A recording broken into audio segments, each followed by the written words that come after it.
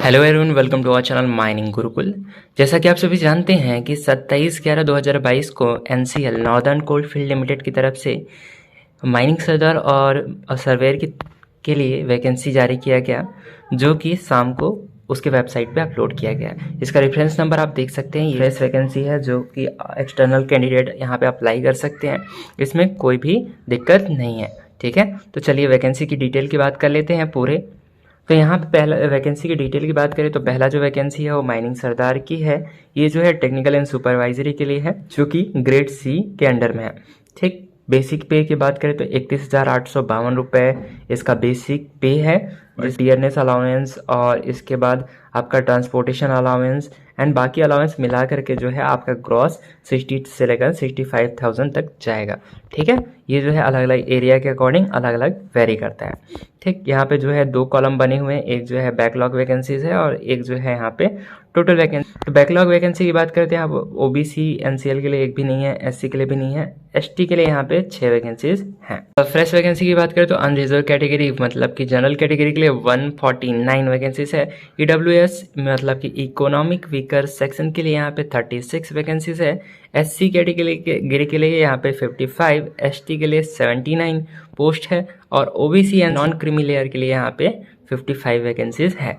तो इस तरह से माइनिंग सरदार की टोटल वैकेंसी की बात करें तो 374 वैकेंसीज हो जाते हैं। ठीक है गाइस, तो ये अब तक में बहुत बड़ी वैकेंसी है। मतलब कि अभी जो ईसीएल में आपका जो वैकेंसी था उससे भी ज़्यादा बड़ा वैकेंसी है यहाँ पे, और आपके लिए बहुत बड़ा चांस है गाइस कि आप यहाँ पे माइनिंग सरदार का पोस्ट यहाँ पे ले सकें। ठीक है, तो प्रिपरेशन जोरों शोरों से कीजिए, बहुत अच्छे से कीजिए ताकि आपका एक सीट यहाँ पे रिजर्व हो सके। ठीक है, आगे बात करते हैं सर्वेयर की वैकेंसी की। तो यहाँ पे ये भी टेक्निकल एंड सुपरवाइजरी का है, जो कि ग्रेड बी के लिए है। ठीक है, यहाँ पे बेसिक मंथली पेमेंट की बात करें तो बेसिक जो है यहाँ पे 34,391 रुपीज़ है, और यहाँ पे बैकलॉग में एक भी वैकेंसीज नहीं है। टोटल अनरिजर्व में यहाँ पे 14 वैकेंसीज है, ईडब्ल्यूएस का 3 वैकेंसी है, एससी के लिए 4 वैकेंसी है, एसटी के लिए 6 वैकेंसी है, और यहाँ पे ओबीसी एनसीएल के लिए भी यहाँ पे 4 वैकेंसीज है। तो सर्वेयर के लिए यहाँ पे हो जाते हैं टोटल 31 वैकेंसीज। ठीक है, तो यहाँ पे काफ़ी अच्छा खासा पोस्ट है दोनों के लिए, माइनिंग सरदार एंड सर्वेयर के लिए भी। तो आप अच्छे से प्रिपरेशन कीजिएगा।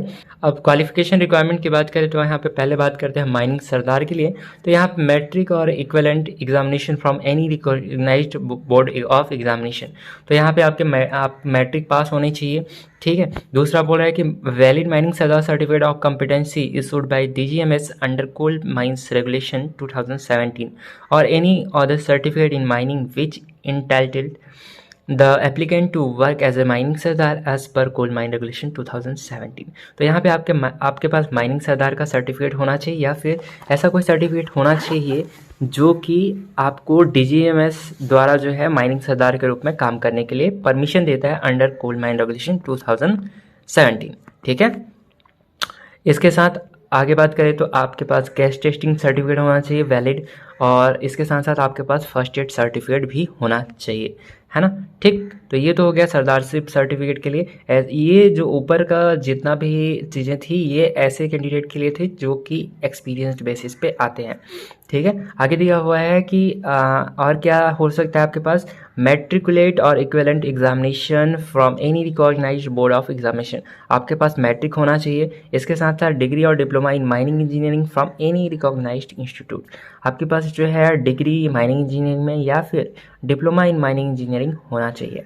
इसके साथ साथ valid overman certificate of competency issued by DGMS under coal mines regulation 2000 और any other certificate in mining which entitled the applicant to work as a mining sardar as per coal mines regulation 2017। इसके साथ साथ आपके पास जो है ओवरमैन certificate होना चाहिए, या फिर कोई ऐसा सर्टिफिकेट होना चाहिए जो कि आपको माइनिंग सरदार के तौर पे काम करने के लिए यहाँ पे अप्रूव करता हो। इसके साथ आपके पास गैस टेस्टिंग सर्टिफिकेट होना चाहिए और वैलिड फर्स्ट एड सर्टिफिकेट भी होना चाहिए। ठीक है, तो ये है जनरल रिक्वायरमेंट यहाँ पे माइनिंग सरदार के पोस्ट के लिए। मतलब कि यहाँ पे अगर आप डिग्री होल्डर भी हैं, आपके पास सेकेंड क्लास सर्टिफिकेट भी है, तो यहाँ पे आप अप्लाई कर सकते हैं। ठीक है, आगे बात करते हैं सर्वेयर के लिए। तो सर्वेयर के पोस्ट के लिए यहाँ पे क्या होना चाहिए आपके पास, तो मैट्रिकुलेट मतलब कि 10th होना चाहिए आपके पास। इसके साथ साथ बोल रहा है कि service certificate of competency granted by under CMR 2017 और any other certificate in mining which entitled the applicant to work as a surveyor in mines as per coal mine regulation 2017। आपके पास सर्वेयर सर्टिफिकेट होना चाहिए, या फिर इसके साथ साथ आपके पास जो है डिग्री या फिर डिप्लोमा होना चाहिए माइनिंग इंजीनियरिंग में, या फिर माइन सर्वेइंग में होना चाहिए, और इसके साथ साथ आप जो है सर्वेयर सर्टिफिकेट होल्डर भी। चलिए आगे बढ़ते हैं और देख लेते हैं स्पेशल नोट में क्या लिखा हुआ है। यहाँ पे क्रूशियल डेट की बात देख लीजिए। क्रूशियल डेट जो है सारे डॉक्यूमेंट के लिए, सारे एलिजिबिलिटी क्राइटेरिया के लिए जो क्रूशियल डेट दिया हुआ है ये दिया हुआ है 22 दिसंबर 2022, है ना। ये जो है आपका एप्लीकेशन का लास्ट डेट भी है गाइस, जहाँ पे आपका ECL ने जो है इनिशियल डेट लिया हुआ था, है ना, 20 फरवरी का, वहीं पे इसने जो है लास्ट डेट लिया है जो कि इसका क्लोजिंग डेट है, और ECL ने लिया था इसका स्टार्टिंग डेट जो कि बहुत ही ख़राब था। यहाँ पे ये जो चीज़ है NCL ने बहुत ही अच्छा किया है। तो इस चीज़ को क्रूशियल डेट मानते हुए आपको जो है सारे डॉक्यूमेंट इससे पहले रेडी कर लेना है, ठीक है गाइस। अब बाकी डिटेल यहाँ पे पढ़ मैं यहाँ पे वीडियो लंबा हो जाएगा इसलिए नहीं पढ़ रहा हूँ गाइस। सबसे बड़ी बात यहाँ पे जो भी आपका एग्जामिनेशन होने वाला है इस बार का, वो होने वाला है CBT मतलब कंप्यूटर बेस्ड टेस्ट। तो गाइस जैसा कि हम लोग जानते थे कि लास्ट टाइम जब ECL ने एग्ज़ामिनेशन लिया ऑनलाइन का, तो उसी टाइम से सबको ये आ गया था आइडिया कि इस बार से जो भी एग्ज़ामिनेशन होगा, जितना भी एग्ज़ामिनेशन होंगे, वो सारे के सारे कंप्यूटर बेस्ड टेस्ट होने वाले हैं। तो ये आपके लिए बहुत ज़्यादा बेनिफिशियल होगा, क्योंकि इसमें जो है करप्शन बहुत हद तक कम हो जाता है, और जहाँ तक हो सके ट्रांसपेरेंसी मेंटेन की जाती है, ठीक है। तो यहाँ पे एप्लीकेशन फ़ीस की बात करें तो यहाँ पे 1000 रुपीज़ आपका एप्लीकेशन फ़ीस है, जिसमें GST 180 रुपीज़ है। तो टोटल यहाँ पे हो जाता है 1180 रुपीज़ आपको पे करना है। किनको पे करना है? Unreserve, OBC, non creamy layer और EWS वालों को ये फ़ी पेमेंट करना है। इसके साथ साथ SC, ST, PWD, ESM departmental candidate को यहाँ पे कोई भी फीस नहीं, ठीक है। सिलेक्शन प्रोसेस की बात करें तो यहाँ पे दिया हुआ है कि आपका जो भी सिलेक्शन होगा वो CBT के स्कोर के बेसिस पे होगा, ठीक है। और जो है CBT के स्कोर के बेसिस पे आपका स्क्रूटनी और वेरिफिकेशन किया जाएगा। क्वेश्चन की बात करें तो यहाँ पे 100 क्वेश्चन रहेंगे, जिसके लिए आपको 90 मिनट का टाइम मिलेगा, मतलब 1.5 आवर का टाइम मिलेगा। और यहाँ पे 2 सेक्शन होंगे, सेक्शन A और सेक्शन B। सेक्शन A जो होगा वो डिसिप्लिन वाइज होगा, मतलब कि टेक्निकल नॉलेज का होगा, जो कि 70 मल्टीपल चॉइस टाइप के क्वेश्चन होंगे और 70 मार्क्स कैरी करेंगे, ठीक है। और सेक्शन B जो होगा वो आपका general knowledge, general awareness, reasoning, verbal, mental ability, quantity aptitude के 30 क्वेश्चन होंगे, जो कि 30 मार्क्स के होंगे। यहाँ पे ईच क्वेश्चन जो होगा वो 1 मार्क्स का होगा, और यहाँ पे किसी भी प्रकार के रॉन्ग आंसर के लिए आपको कोई भी नेगेटिव मार्किंग नहीं की जाएगी। सबसे बड़ी बात गाइस यहाँ पे बाइलिंगुअल होगा, मतलब कि हिंदी और इंग्लिश दोनों लैंग्वेज में आपको क्वेश्चंस दिए जाएंगे। किसी भी केस में अगर हिंदी में टाइपिंग एरर होता है तो इंग्लिश वर्जन को यहाँ पे वैलिड माना जाएगा। सिलेबस गाइस, सिलेबस की बात करें तो यहाँ पे एनेक्सर A में जो है अटैच है, आप जो है डिस्क्रिप्शन बॉक्स से डाउनलोड कर सकते हैं। इसके बाद हम लोग सिलेबस भी डिस्कस करेंगे, ठीक है। यहाँ पे मिनिमम कट ऑफ की बात करें तो यहाँ पे आपको रैंक लिस्ट में आने के लिए जो भी माइनिंग सरदार के पोस्ट के लिए है, वहाँ पे मैक्सिमम मार्क्स में 100 में EWS और अनरिजर्व के लिए मिनिमम कट ऑफ मार्क्स रखा गया है 50 मार्क्स, और ST, SC, ESM, OBC, NCL के यहाँ पे 40 मार्क्स रखा गया है। सर्वेयर की बात करें तो यहाँ पे 100 मार्क्स में आपको भी अनरिजर्व और EWS वालों को 50 मार्क्स लाना पड़ेगा, और बाकी जो कैंडिडेट बचे हुए हैं ST, SC, ESM, OBC, NCL, PWD candidate को भी यहाँ पे 50 मार्क्स लाना होगा, ठीक है। तो ये सब आप देख सकते हैं। आगे बात करते हैं इंपॉर्टेंट डेट्स की। तो यहाँ पे आपका ऑनलाइन फॉर्म फिलअप 1 दिसंबर 2022 के 10 बजे से चालू हो जाएगा। इसका जो लास्ट डेट है गाइस वो 22 दिसंबर 2022 है। यहाँ पे आप जो है इस इंपॉर्टेंट डेट के पहले आप अप्लाई कर लीजिएगा। आगे दिया हुआ है कि NCL का जो डिसीजन होगा वो फाइनल होगा अंततः, ठीक है। सिलेबस की बात करें तो एनेक्सर A आ जाते हैं हम लोग। तो आप देख रहे हैं कि ये जो सिलेबस है वो है DGMS के द्वारा जो सर्कुलर जारी किया जाता है, जिसमें जो रिस्ट्रिक्टेड टाइप के जो सर्टिफिकेट होते हैं माइनिंग सरदार का, सेम वही सिलेबस है। जैसे कि ओपन कास्ट माइनिंग वर्किंग का हो गया, bench formation, dump management, haul road design, ठीक है, short firing, transport and use of explosive in mine, safety issues in open cast working, preliminary idea about reclamation operation in open cast mining. यहाँ पे safety management plan हो गया, provisions of mine regulation, मतलब legislation section से ये सारे चीज़ें, ये सारी पॉइंट्स आ गए, ठीक है। रिपोर्ट राइटिंग पढ़ना है आपको, etcetera as per the course offered by the recognised institute, है ना। इसके अलावा आपको जो है यहाँ पे डिप्लोमा में जो भी आपको चीज़ें पढ़ाई जाती है, ये सारी चीज़ें आपको पढ़नी है, ठीक है। तो एक्स्ट्रा चीज़ें नहीं पढ़नी है, आपको सिलेबस के अकॉर्डिंग पढ़िएगा, क्योंकि लास्ट टाइम में लगा था लोगों को कि ECL का जो एग्ज़ाम है उसमें सिलेबस के अकॉर्डिंग कुछ भी नहीं आएगा, लेकिन उन्होंने जो है पूरा खेल कर दिया था, सारा का सारा क्वेश्चन जो है वो सिलेबस के अकॉर्डिंग ही था। तो सिलेबस को कंसिडर करते हुए आपको जितना हो सके सिलेबस के हिसाब से ही पढ़ना है, ठीक है गाइस।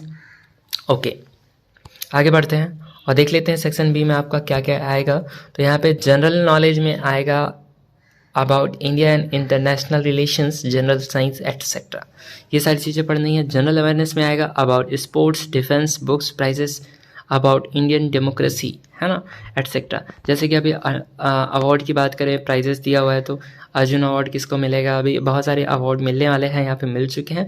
ये सारी चीज़ें आपको पढ़नी है। इंपॉर्टेंट बुक्स क्या है, इसके राइटर कौन है, डिफेंस में इसका जो मेन जो डेजिग्नेशन है वो किन का है ना। स्पोर्ट्स में कौन सा चीज़ किससे रिलेटेड है, ये सारे क्वेश्चंस यहाँ पे आते हैं, ठीक है। वर्बल रीजनिंग, मेंटल एबिलिटी में साइनोनिम्स आते हैं, एंटोनिम्स आते हैं, इंग्लिश हिंदी जो भी है, ग्रामर आते हैं, रिलेशनशिप्स, ये सब आते हैं, ठीक है।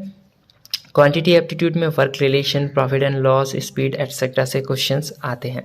तो ये सारी चीज़ें आपको देख लेनी है, क्योंकि मेन कंपटीशन जो होता है वो इन्हीं 30 मार्क्स में होता है। क्योंकि गाइस ध्यान रखिए कि 70 मार्क्स का जो टेक्निकल नॉलेज है वो मैक्सिमम मार्क्स तो लोग ले आएंगे, 60 से लेकर 70 तक सारे लोग ले आएंगे, है ना, मैक्सिमम लोग यहाँ पे ले आएंगे। लेकिन मेन कंपटीशन कहाँ पे होता है, ये जो 30 मार्क्स का नॉन टेक्निकल पोर्शन होता है, यहीं पे मेन कंपटीशन होता है। तो इन चीज़ों के लिए आपको अलग से टाइम निकाल के चलना पड़ेगा। इट मीन्स कि अगर आप 1 से लेकर 2 आवर भी रेगुलर देते हैं इस चीज़ को, तो आपका जो GS सेक्शन है 30 मार्क्स का जो प्रिपरेशन है वो बहुत अच्छे से हो जाएगा, ठीक है। तो आपको इन चीज़ों को लेकर के चलना है। अब इम्पोर्टेंट बुक्स की बात करें तो आपको लेजिस्लेशन पॉइंट ऑफ व्यूज़ के लिए आपको क्या करना है कि आपका जो लेजिस्लेशन है वो CMR 2017 हो गया, इसके बाद माइंस एक्ट 1952 हो गया, माइंस रूल 1955 हो गया। पहले इन तीनों को प्रिपेयर कीजिए, ज़्यादा से ज़्यादा आप 15 से लेकर 20 दिन का टाइम दीजिए, इसको बहुत अच्छे से पढ़ लीजिए, हाइलाइटर का यूज़ कीजिए और बहुत अच्छे से प्रिपरेशन कर लीजिए इसको।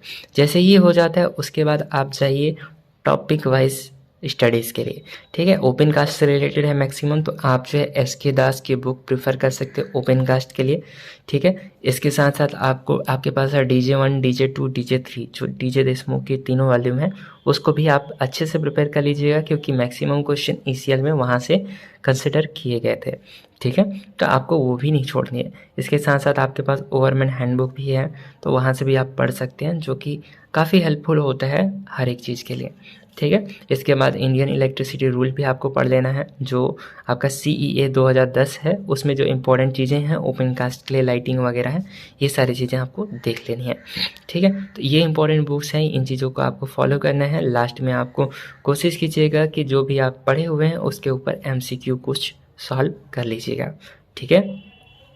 और इसके लिए आप यूट्यूब का हेल्प ले सकते हैं। नॉन टेक्निकल के लिए बहुत सारे चैनल्स मिल जाएंगे जो आपको ये सारी चीज़ें पढ़ा देंगे, ठीक है गाइस। तो टाइम बिल्कुल वेस्ट मत कीजिए, अच्छे से प्रिपरेशन करना चालू कर दीजिए। चलिए सर्वेयर के लिए बात कर लेते हैं। तो यहाँ पे देख लेते हैं इसका सिलेबस। तो यहाँ पे टेक्निकल पोर्शन के लिए लीनियर मेजरमेंट, EDM के बारे में पढ़ना है, प्लेन टेबल सर्विंग पढ़ना है, थियोडोलाइट पढ़ना है, टोटल स्टेशन पढ़ना है, ठीक है। आगे देखते हैं, लेवलिंग पढ़नी है आपको, कंट्रोल सर्विस पढ़ना है, फील्ड एस्ट्रोनॉमी पढ़ना है, नेशनल ग्रिड पढ़ना है, जियोडेसी पढ़ना है, और इसके साथ साथ आपको फोटोग्रामेट्रिक पढ़ना है। और ये सारे टॉपिक आप देख लीजिएगा, अच्छे से प्रिपेयर कर लीजिएगा, क्योंकि सर्वेयर के एग्जामिनेशन में ये सारे हेल्पफुल हैं। ओके, इसके नॉन टेक्निकल की बात करें तो इसका भी नॉन टेक्निकल सेम होने वाला है, मतलब कि यहाँ पे जो 30 मार्क्स है ये भी इसके लिए भी सिलेबस माइनिंग सरदार की तरह ही है, तो इसको आप देख लीजिएगा। ठीक है गाइस, अब इसके बाद आते हैं कि ये देखिए आपको परफॉर्मा दिया हुआ है, ये किसके लिए है, बोला गया है कि the form of certificate to be produced by SC and ST candidate applying for the appointment of the post under the government of India. तो ये जो है ST SC के लिए यहाँ पे कास्ट सर्टिफिकेट का फॉर्मेट दिया हुआ है आपको इसी फॉर्म। इसके बाद यहाँ पे OBC का फॉर्मेट दिया हुआ है, OBC कैंडिडेट जो कि NCL के अंडर में आते हैं, नॉन क्रीमी लेयर के अंडर में आते हैं, तो इस फॉर्मेट में आपको OBC सर्टिफिकेट बनवा लेना है। ठीक है, जो कि आपको फॉर्म फिलअप के टाइम में काम आएगा। ये डिक्लेरेशन है OBC NCL के द्वारा दिया जाने वाला। ये डिसेबिलिटी सर्टिफिकेट है जो कि डिसेबल PWD कैंडिडेट है वो देंगे। ठीक है, यहाँ पे इनकम एंड एसेट सर्टिफिकेट है EWS कैंडिडेट के लिए, यहाँ पे इनकम सर्टिफिकेट दिया हुआ है, तो वो जो है इस फॉर्मेट में इनकम सर्टिफिकेट बनवा लेंगे। और ये जो फॉर्मेट है वो एक्स सर्विसमैन के लिए है, जो भी एक्स सर्विसमैन हैं वो इस फॉर्मेट में यहाँ पे अपना एक्स सर्विस सर्टिफिकेट जो है बनवा सकते हैं। ठीक है, इसके बाद TA क्लेम करना है आपको, जो भी कैंडिडेट ST SC हैं उनको यहाँ पे TA भी दिया जाएगा, मतलब ट्रेवलिंग अलाउंस भी दिया जाएगा एग्जामिनेशन अपीयर करने के लिए। तो इस फॉर्म को आपको यहाँ पे भर के ले जाना है और यहाँ से आपका जो है TA आपको दे दिया जाएगा। तो गाइस ये तो हो गई आज की वैकेंसी की कंप्लीट डिटेल। इसका जो PDF है वो आपको हमारे टेलीग्राम ग्रुप में मिल जाएगा, जिसका लिंक आपको डिस्क्रिप्शन बॉक्स में मिल जाएगा। So all the best guys, अच्छे से प्रिपरेशन कीजिएगा, आपको सिलेक्शन लेना ही है। सो आज के लिए इतना ही, मिलते हैं नेक्स्ट वीडियो में, तब तक के लिए बी हैप्पी बी पॉजिटिव।